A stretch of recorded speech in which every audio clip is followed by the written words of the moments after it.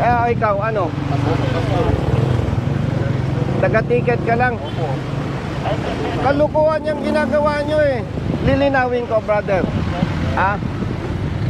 Hindi ko pinagtatanggol ang riders na may violation. Ha? Ang ikinakabwisit ko, kinakaya-kaya nyo ang riders. Ba't di kayo makapamara ng naka 4-wheel? Lalo na kung tinted, takot kayo. Brother, huwag ganun.